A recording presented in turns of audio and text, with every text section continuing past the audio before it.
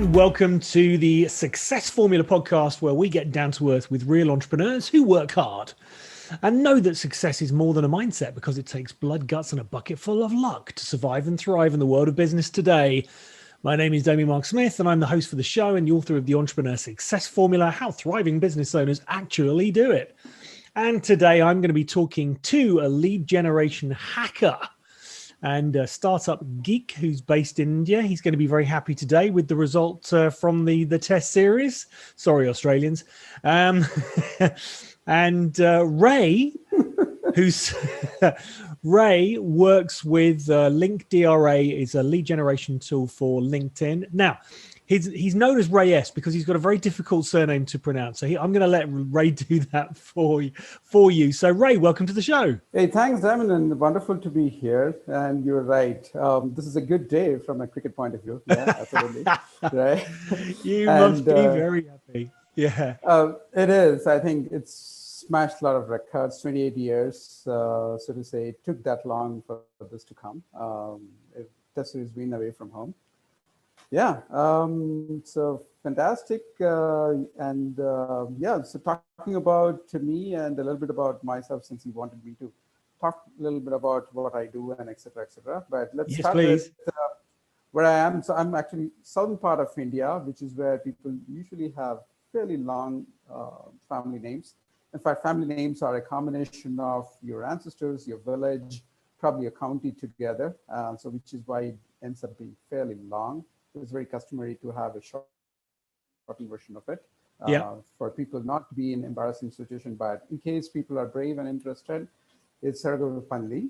And that is, when I say it, the shortened version of what is a yet longer version of it.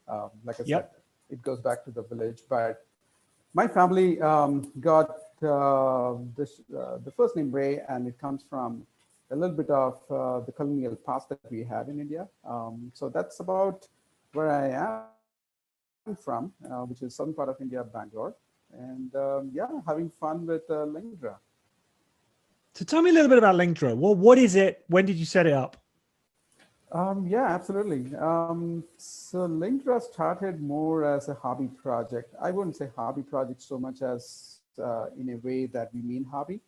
But the tinkering with code is, if you will to take it as a hobby, that's how it started. There's a bunch of people, good friends of mine, who are doing lead generation. I come from more of technology. I'm not so much of a marketing guy. And so I could see them kind of laboring out. And so I wrote some scripts for them to solve some of their search problems, typically whom to connect with. That's the first problem that we solved. And this is particularly acute for entrepreneurs in their very first leg. If you're already famous, you've got business, you have other force multipliers like ads and content and all of that. But when you're starting day one, none of these work. You have to reach out and seek out your target market, which is typically the buyer persona, as we say. And which is where the search becomes very, very important unless you are in the market. And so for a large part of SaaS businesses, in this part of the world where most of the crowd is actually outside India, it's not a set of people that you hang around with every day. So you have to seek out and reach out. And it started out with a crawling script to search people out. That's when, once it went a little beyond a script that people love to use it, is when people said, hey, you know what, it's good, but it's difficult to use it. And so that's how it became a productized version of it, where there's a UI through which you can click and do things instead of running some scripts on a command line, if you will. Okay. That's how it came into existence. But the real birth of Linkdra is, I hate to say this, but it happened because COVID happened. Suddenly people were not going out and they were meeting more people online. And so there were a few more people asking and explaining those scripts, and writing the documentation was painful. So we said, okay, let's package it up as a UI so that people can click, click, click and get going. That's how it came into existence. It was not meant to be a product, but today it is. Wow. And how many clients have you got now? So we started slow, like most of friends and family. So we are a little over about 500 now, in about 8 months that we have been in existence as a product. And do you want to explain kind of how it works then? So if I was to go and sign up for Linkdra today, what would happen? Right. So let me go back to what I started talking about as the genesis behind it is like in a typical early stage businesses start with the buyer persona. You have a target audience in mind, or he or she works with X number kind of size of a company in a particular target segment in a geography or what have you, right? And so those are the ones that you pick up and start searching. And this is where the problem starts because it's too much of data out there. Typically, favorite targets are obviously LinkedIn and Facebook, more LinkedIn rather than Facebook. And so it's an ocean out there. It's just too much of searching. So you need to categorize and figure out a strategy to do that. And that's when you start needing automation because manually keep doing that, you'll get tired very soon and you'll not get that throughput. It's like Google searching all day long.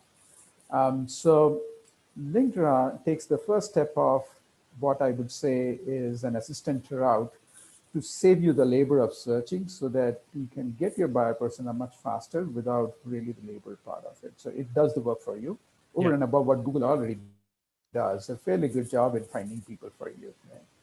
So that's what we do as a fundamental starting piece. The problem solving piece is find your buyer personas in 15 minutes or something like that. Okay. Obviously, Brilliant. we don't stop there. We go beyond that and say, hey, you know what? It's not just in one message that you will convert. You have to engage in a dialogue, kind of engage, lead it with content, maybe lead it with a value proposition. A lot of people say that, and I kind of famously picked up this thing is first give before you ask. And so which means you got to share something that is of value, get their attention and all that. So which means a sequence of exchanges rather than one big bang thing. Yeah. And so to manage and track, and they happen at different times and points in time. So this is all about managing all of that, so-called the CRM world, but applied to prospecting. Okay. So start off with some sort of lead magnet or an article which is relevant. Yeah, absolutely. Okay. So this is small business or early business. That's where it fits in. It's not for large corporates. Okay. And what's been your biggest mistake, which has led to your biggest breakthrough in setting up the business? Yeah, that's a good one. You talk about mistakes, there will probably be a long list. And I don't mind admitting that, yeah, we made a few mistakes is probably an understatement, probably blunders. But there's something to learn out of each one of them. And one of the fundamental things that I think most tech entrepreneurs do is they underestimate the effort, time, and intensity that is required to market. You tend to think that, oh, you know what? I'm going to script it, automate it, and have a nice sleep, and it's going to work. But it doesn't. And it's still a learning. But I guess coming from a tech side, that's been both a mistake as well as a learning, so to say, that never underestimate that part. Okay. And on the back of that, what's been your best marketing hack and why? Yeah, no, I think that's in some sense it's true. Just because you start at the wrong end of the stick does not mean that you will always end up in that end, right? At some point you learn and start going ahead and go past that point. So today it is actually, so one of the few businesses where I can say I use my tool to do my business, literally. So my lead generation works exactly using my own tool. That's not true for most businesses. They would use another set of tools for marketing while their core product is something else. No, that's great. For me, both are the same, right? So I get to kind of be the dog and eat the dog food every day. That's such a weird expression, isn't it? It's so true, though. And I'm really looking forward to trying it out as well. So, okay, what has been your biggest mental challenge you've had to overcome as an entrepreneur? I think it probably boils down to what I just covered, that the thought process behind a technology enthusiast is slightly different from what a marketing head would need. And it's often very, very difficult to wear both the hats at the same time. Unless you are like that kind of a split personality, it becomes extremely hard to do the marketing thinking on one end, and then say, hey, roll up your sleeves and say, I'm going to code this out. Yeah. And managing these two is hard. I'm still trying it, and I'm not good at it, but I know I have to get better at it at least. But yeah, that's a challenge that I guess most tech entrepreneurs face: how to wear the marketing hat and doing both at the same time. If you transition out, it's probably okay. But early days, you are kind of putting your leg into multiple things, and so which means wearing multiple hats at the same time. That's kind of hard. Well, Nigel Botterill, who runs the Entrepreneur Circle, famously talks about the 90 minutes that he does every morning. So he sits down, does 90 minutes of kind of marketing in the morning, and then he kind of gets on with the work. And doing that bit first always kind of makes a big difference. If you're in charge of worldwide business right now, Ray, what legislation would you be introducing to help entrepreneurs, especially in the COVID crisis? Yeah, I think I kind of was thinking about that question. Ideally, it makes sense more from a UK perspective, and I'm not that up to speed on the legislation out there. But let's broaden it up to, let's say, market access, because legislation, in some ways, either supports you or deters you from market access. One of these two. Either it is meant to protect local business, or it's meant to open up the economy for other businesses to come in, whichever way you look at it. Okay. And maybe there are many other ways to look at it, but I'm kind of taking a very narrow lane there. Okay. So I think COVID has changed certain things, particularly for sales, field sales, in a dramatic way from pre-COVID. There are certain businesses where they never ever thought they would do an online call. Particularly, I can quote a few areas like practitioners, health practitioners, and the medical representatives visiting them. It was always an in-person event. They would never ever expect somebody to try and reach them online. It's almost disrespectful. Today, about 30% of my users are actually people who are selling to dental and physicians across United States, particularly because physical needs are no longer possible, right? And so that's a market that just opened up. So I don't know whether there are legislations, but I think there are not. But maybe healthcare still has some legislations that you have to be physically demonstrating and somebody accepting, and et cetera, et cetera. But for a large part, it definitely has changed. And that's probably not going to go back, because now that people have realized that it's possible and people are accepting, you're not going to spend 8 hours going around traveling, zipping across the town or the city, meeting 4 doctors in a day. When sitting in a desk, you can reach out to 25 doctors in the same day. And we're already seeing the shift there. So that I would say is, the COVID world. Like they say, out of crisis, you come up with opportunity. I know it's a very sad thing to say, because particularly UK, US, both going through a huge challenge, even though the vaccination has come in. But the story is still unfolding, and there's some more to happen before we see the light. Yeah. What do you think the lead generation industry is going to look like in 50 years from now then? That's a long distance away. I'll be honest. I don't have that amount of. Yeah, that's like, kind of a little close to 20 years. I have been around looking at like my first day in the industry to where I am today. It's changed a lot because a lot of the internet happened in between. So with, and since I'm coming from the technology with all these connected devices, IoT devices, the concept of selling itself has changed. You are no longer selling, actually. Lead generation has become, if you look at the entire birth of content marketing, it's more like users pick up when they are ready rather than you go and sell. So it's not the 90s sales strategy where you show stars and references and build up that hoopla about it. Today, users feel they are in control. In fact, they are in control about the sales process. It's definitely happened in the consumer space, and I think it's also happening in the B2B space, that they reach out to you when they are ready, rather than you sell it. So which means you got to be alive and be known that you exist, so that when they are ready to reach out, they know where to reach you. That's why the whole world is going towards content rather than Absolutely. marketing pitch, right? Yeah, 100%. What's your favorite business book and why? Right. So I'm not an avid reader as such, but definitely a couple of books that you cherish close to the heart that kind of you go back for just reflection, ideas, thoughts, and all. So there's one funny book written in a funny way. The book is not funny. The content is really serious, but presented in a very interesting way. It's a very light read too. It's called Selling the Wheel. Um, this is probably not the 2010 list. It's probably 2 decades, or I don't know even how old is that. It's probably more than 2 decades old. But one of the bosses I used to work for introduced me to that, and that was my first exposure to what marketing really means.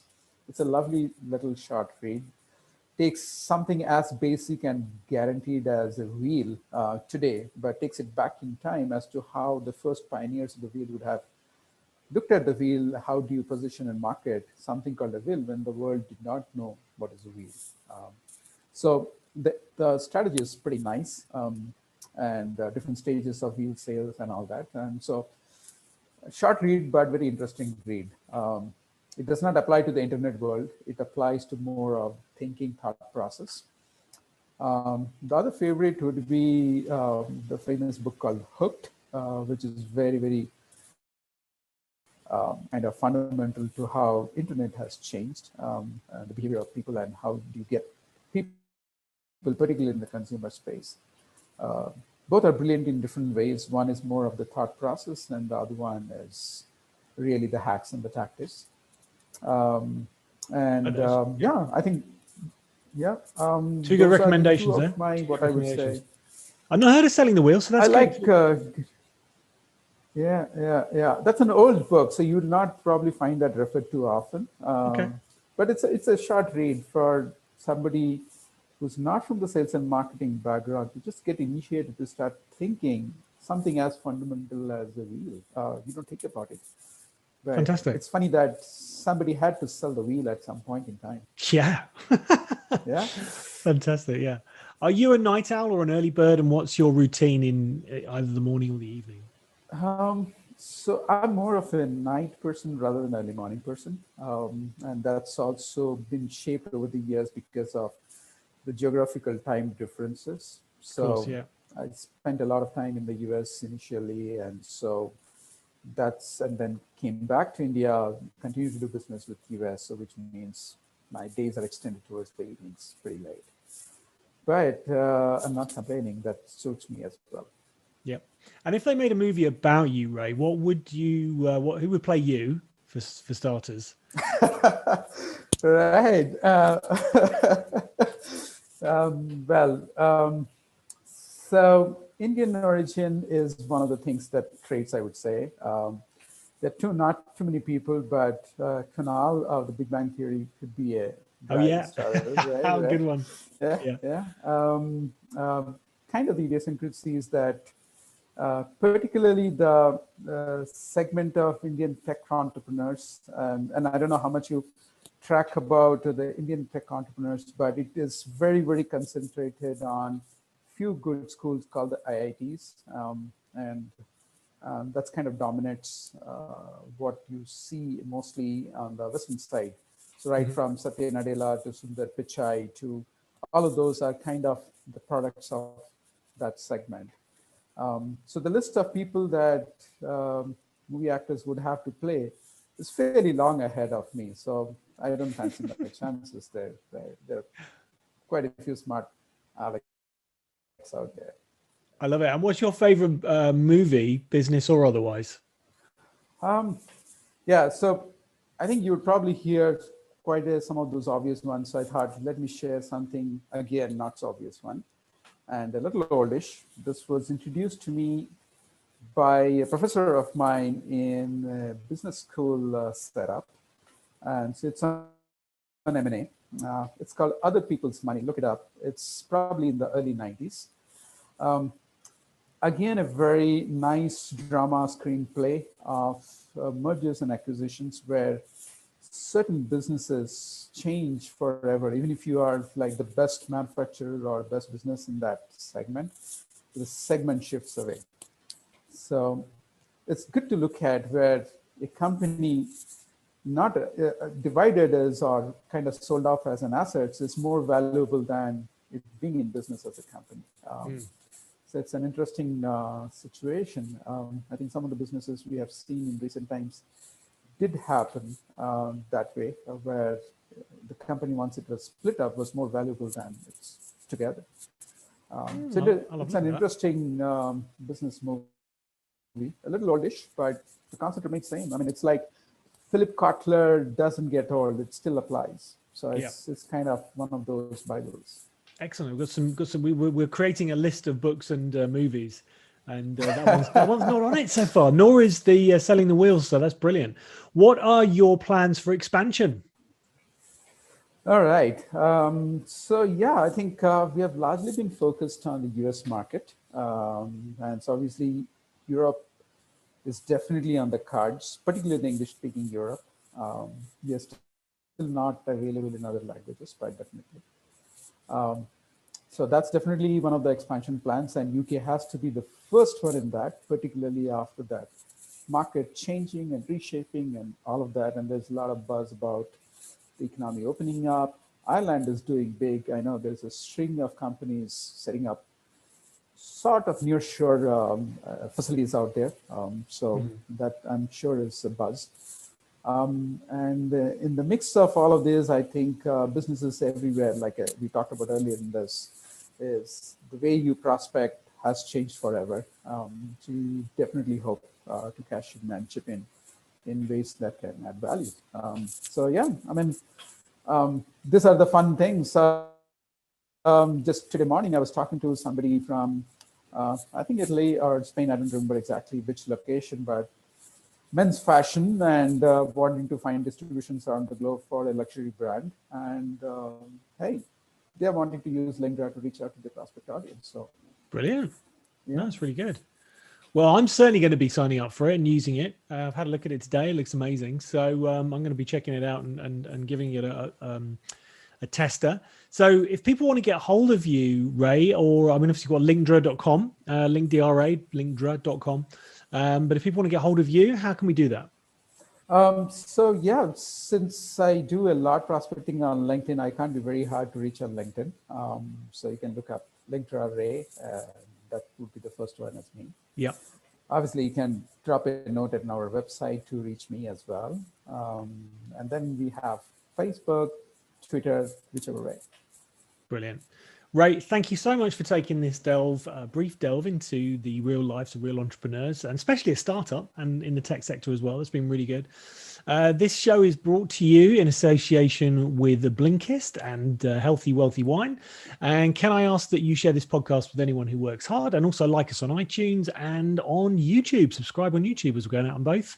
And if you'd like to take part in this show, please drop me an email, Damien with an A at rethinkingbusiness.biz, and we can have a chat.